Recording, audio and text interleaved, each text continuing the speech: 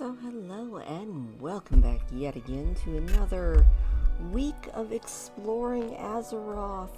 We are still on Kalmandor, and we're about to go explore a little bit of history and a little bit of really interesting bits and pieces. So Beryl's gonna jump on her fancy little kitty cat here, and we are going to make our way into Darkshore. Now, something I did not know about Darkshore until I was looking it up in the WoW Wiki, is Darkshore actually is one of the only areas in World of Warcraft that has had more phasing than any other, because it had its classic era phase, and then it got royally messed up in the Cataclysm, and for a while it was phased with a giant bunch of whirlwinds that you couldn't even get in. And then after that, it was in the phase that I am showing you now, which is, the normal post-Cataclysm phase. And then during BFA, it again got phased, I think either 2-ish more times, because it's had a lot of different phasing. So I didn't know that, and I thought that was a slightly interesting thing. Also, when I was flying around over here, just checking everything out one more time, remembering, trying to think of things to show everyone that maybe they haven't seen before. I mean, I know I hadn't. I actually found two new things that I thought were really interesting, and I don't know that I'd ever noticed before. So we're going to fly around. We're going to look at lots of stuff. I'm probably going to have lots of weird little memories that pop up as I fly. And don't know if we're really going to see Onyx today, except at the very end where I check into something that I'm kind of curious if Horde players can experience or not. So we're going to bust out Onyx and see if she can do it. So yeah, let's just get into it. So the first thing I always remember about Darkshore, and it's funny because despite the fact that I know I quested in Darkshore, because I had not only a couple of Night Elves back in late Burning Crusade, my main was actually a Draenei, so she came here, but I don't remember too much other than the quest that I feel like is one of the more infamous quests, which is escorting Prospector Rem Travel all around. They have actually sped it up now, so he's not quite as insufferable to take around, but he's still pretty darn insufferable. But I feel like that's one of those that you either loved or you hated, and it kind of solidified my hatred of old escort quests. But yeah, he is still there, still doing his thing.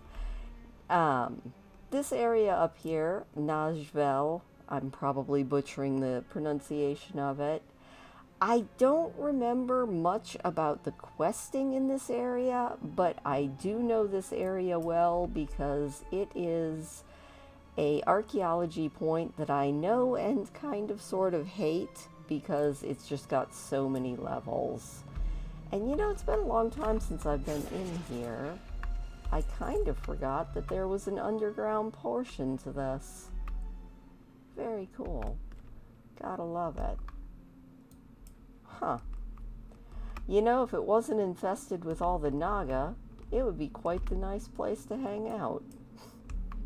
Unfortunately, it's got a slight Naga infestation, so I do believe that this might be part of maybe the Master's Glaive quests, but don't quote me on that because it's been a very long time. Now, as you go along the Twilight Shore, you do get to see that Twilight's Hammer has quite the presence here, and they're digging up a remnant of an old god. I don't remember which one. I think it could be Yasharaj, but yeah, they don't succeed, but it's never a good time when people are messing around with the old gods. Now we're coming up on one of the saddest areas that was maybe not the hardest hit, but one of the hardest hit for the Night Elves of all of the Cataclysm, and that is the old town of Aberdeen. And it was probably one of the very first places that a lot of Night Elf and Draenei players would go to once they left their starting zone. And unfortunately, the Cataclysm completely decimated it, and I just disconnected. Hang on while I get everything back together. Alright, we're back in the game. I'm never sure whether to blame my Woods internet or to blame World of Warcraft. It's one of the two. But yeah, here at the ruins of Aberdeen, you can see the old town and the old docks that completely got ruined. And there's some quests that are really, really sad, where you're going and rescuing some of the survivors of Aberdeen. Not that there are very many of them. And you have to take out this Antherion, who is in charge of all of these annoying little elementals who were summoned up. But it also brings me to, it's been so long since I've seen the pre-Cataclysm, because I don't really play much in World of Warcraft Classic. I like the concept of it, but I also like all of the wonderful quality of life changes that the development team has implemented, so I pretty much stay in retail. So I don't remember, but as I was flying around, I found the ruins of this house. Now there's still a campfire going outside, so it looks like somebody might be around. But looking at it, and looking at the framework in this house, it looks like it would be a human dwelling. You know, just going by the fireplace and just kind of the vibe that it gives off. So if any of you are playing in WoW Classic, or if you remember this house from WoW Classic, let me know, because like I said, looking around and especially looking at this shield that's right here, that is very much a Stormwind shield, and now I'm really curious if this house is here and if it's whole in the WoW Classic. Let me know in the comments down below, because I'm really curious. I'm almost curious enough to jump into Wrath of the Lich King Classic and see if I can like haul my Death Knight over here, since she can fly, and check it out for me. I'm just not sure I'm going to do it tonight. But anyway, here we are at the ruins of Aberdeen. Like I said, it was pretty much everybody's first introduction to Darkshore, and it's very, very sad and depressing. You have to go in, you have to rescue some of the people. You've got Thundrius Windreaver and a few of the other notable characters who, a lot of them are no longer with us because they died during the Cataclysm. So yeah, not exactly fun, but I guess it is what it is. You can see a lot more of the ships that are broken along the shore, and yet more Twilight's Hammer causing issues here. I feel like that's what they do. They just live to cause issues. I do remember this is probably where I got my very first sight of a fishing pool which I promptly began to fish out of. And I remember back in the day being so happy when I got the fishing hat. And I wore that thing for a very long time. It was possibly one of my very first helms, even if it didn't really have stats, but I was so happy with it.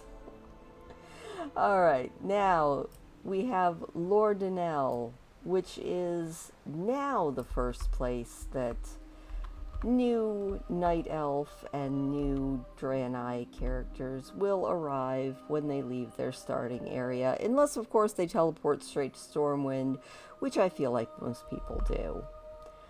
But here at Lordanei, you get a lot of quests sending you hither and thither to go and help in the Cataclysm areas, and there's also one very nice unoccupied house, you know, because that is sort of my obsession, is finding houses, and this is a very nice Night Elven house. So if you're looking for a house here in Lordanelle, you can totally claim this one. There's nobody in it.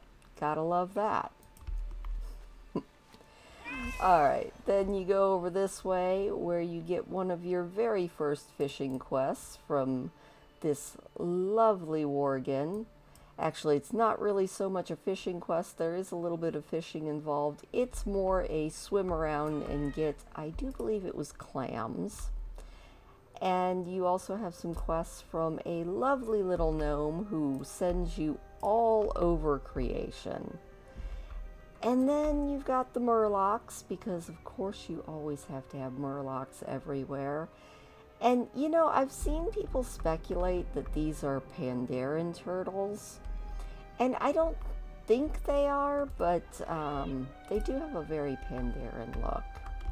Now as you go further back, you're going to discover that the Horde does have a presence here, and the Night Elves are fighting against it as the Horde is kind of making an incursion here into Darkshore. They've got some people held prisoner and all of that stuff. And that brings us closer to the second thing that I found as I was just flying around. And you really do have to be able to fly to even get to it. So again, if anybody knows the story, please let me know, because I am very curious. As I was flying over, I noticed a path, but the path does not have ground access. So like, if you're down there, you're not getting up here, not without a flying mount. So I said, well, look at that, there's a path. So I followed the path, as one does when one is extremely interested in finding stuff.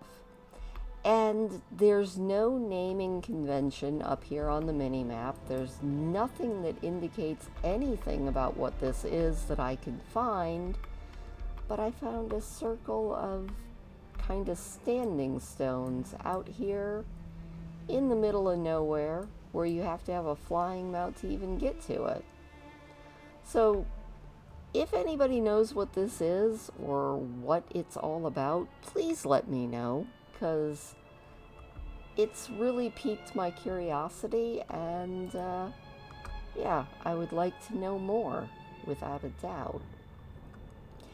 I also don't remember if pre-Cataclysm this little troll village was here.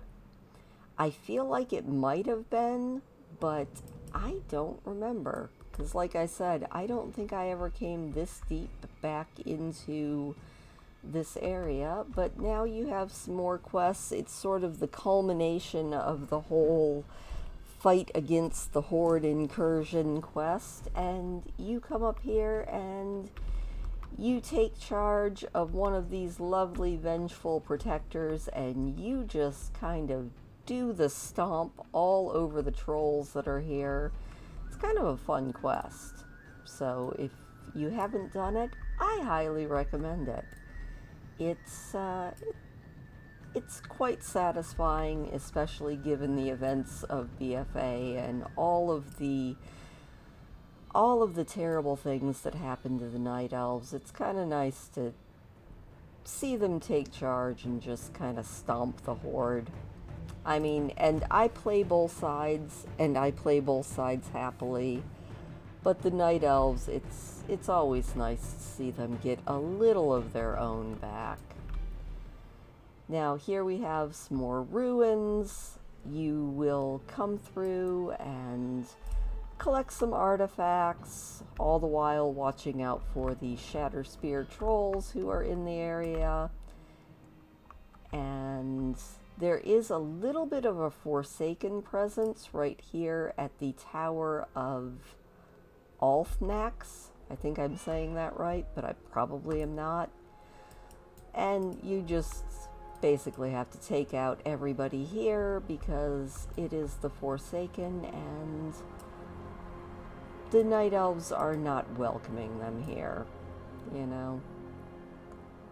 So now the rest of this area, although very, very cool, it's just your basic questing zones. I mean, you do get to have a lot of fun up there in the middle of that tornado that you see up ahead, playing with Malfurion Stormrage, who is trying to quell the elementals and at least make Darkshore travelable.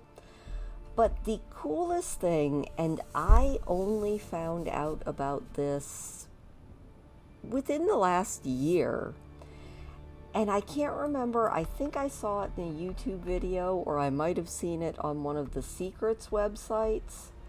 And I will show it to you with Beryl, and then we're going to come back and see if Onyx can do it as well. But right here at the Maw of the Void, if you drop off and drop down into the Maw of the Void, you trigger a cutscene, which is all well and good and very cool. Unlike the Sundering in Stranglethorn Vale, this one just doesn't insta-kill you. This one, you end up here, which I have been told, since you don't die when you fall there, if you do not have your going down achievement, this is a very good way to get it. But you go along over here and you have Belara Ivy Shroud, who is the only way to get back to the surface, but along with that, you come through here, you kill a few of these forlorn highborns, and there is a demon hunter up here at the very culmination. He is hostile to you, but if you kill him and you haven't already done the quest, he drops a book. The book will give you a quest. You have to take it back to Lord Denal, and you end up with an achievement. I think it's called Into the Maw or Into the Void or something like that. And it's very cool, and I never knew that it was here. So, if you didn't know it's here, and you have a World of Warcraft character, you know, if you're still playing, you should definitely go here. I think it's a really cool place, and like I said, I didn't know it was there. And we are going to, as soon as we finish looking around Darkshore, which when she teleports you out, you end up here in this random little cave right up above the Maw. So you can look at it down there and see the Maw of the Void. But yeah, here in a little bit, we will jump onto Onyx and see if she can come here as well, because I have not tried it out with a Horde character, and I'm curious to see if it works. Also, if you've never done it, you should follow this river and follow the waterfalls all the way up. You'll just end up in Fellwood, but the waterfalls are so pretty. And I like to imagine that if I were ever camping in World of Warcraft, other than the fact that there's, you know, some crazy elementals and this place has been phased about 20,000 times, I think they would make a beautiful campsite, you know? So here we have a little bit of the Moon Touch dens, where we have some some Moonkins here. They've gone just a little bit crazy. Oh, and I guess Beryl had not been here before, so I now got Explore Darkshore by coming up to see what Malfurion's up to. And there is Malfurion. He has all sorts of quests for you, trying to get the void repaired. Not the void repaired. I don't know what I'm talking about. Don't mind me. Trying to get the elements under control. And yeah, that's honestly about it for Darkshore. I feel like there's probably a lot that I'm missing, but most of it, it's just your basic low-level questing zone. I just was really intrigued by, number one, that house. I definitely want to know more about that house. And number two, that weird circle of stones. I mean, maybe it had something to do with one of the old class quests or something. All I know is it's really kind of cool, and I would like to know more and could not find anything about it on the WoW Wiki. So if anybody has a clue, let me know. But now we're going to get Onyx and see if she can get that Into the Maw achievement or not. Now, while we have Onyx here, she is actually in the current phase of Darkshore, and it looks like the Horde is actually in control, so that kind of works. And as you can see, pretty much everything is very similar, except there are rares everywhere. This is actually a really good spot to just kind of go rare hunting, especially if you're max level, because you can do all of the rare hunting you want, and it's all pretty darn easy nowadays. It's kind of like going up to a Rothy. And there are some really good mounts and toys that you can still get. In fact, I probably need to do some rare hunting because I'm still missing some of the mounts and toys, and you can kind of see up there the utterly ruined world tree that Sylvanas firebombed, which is, that was one of the most gut-wrenching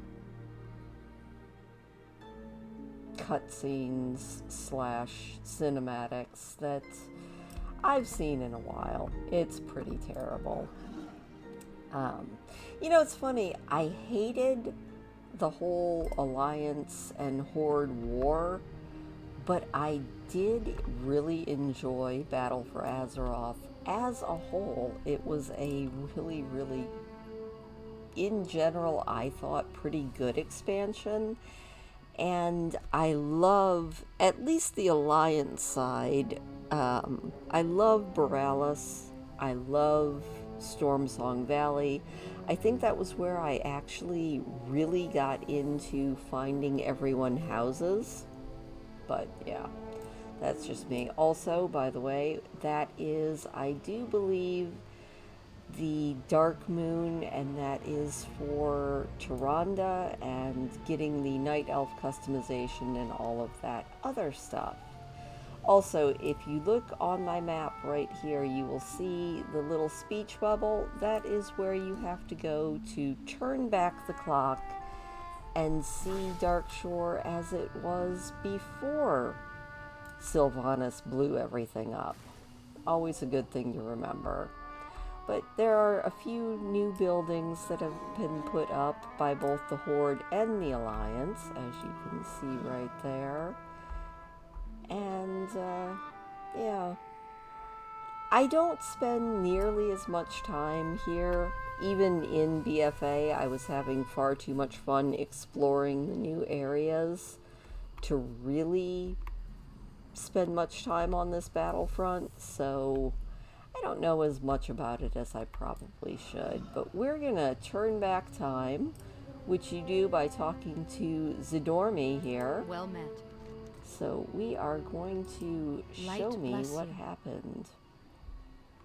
Alright, now we are back in time, and we're gonna go see what happens when Onyx falls into this maw. I'm very curious because I know that the Maw of the Void quest, I'm pretty sure is Alliance only, but we're about to find out because I don't know for sure, so let's find out. Alright, cutscene as normal. Down. Oh, I just realized that you can see Onyx swirling. That's kind of hilarious. I don't think I noticed that with Beryl. And down we go. Alright. Now, she will return us. That is good to know. We'll take out these highborn. And then we will go and, yep, there is that guy. Yep. Alright, so it looks like the quest is Alliance only. Well, that is good to know. Although, if you haven't been in here and you are a Horde player, it's still a very cool place to hang out. And, you know, at least Ilara Ivy Shroud doesn't kill you on sight as a Horde player. Always good to know. Anyway, I feel like I say this every single time, but that's about where we're gonna leave it. I'm probably missing all sorts of things that you guys all remember, but this was kind of what I enjoyed checking out. Now, next week, I think before we finish off with this section up here, I think we're going to turn things over to Onyx, or not to Onyx, but to Beryl for a little while, because we need to check out all of Teldrassil and all of the Draenei areas, Azure Mist Isle and the Blood Mist Isle. So, I think that's where we're going to spend the next couple of weeks, is checking all of those out. If you know anything about either that house or that circle of stones, please drop it in the comments down below, because like I said, I legitimately am super curious about it. But yeah, that's about it. Thank you as always for listening to me ramble. If you don't mind, leave me a thumbs up. It does always make me smile, and supposedly it's good for the channel or something, I don't know.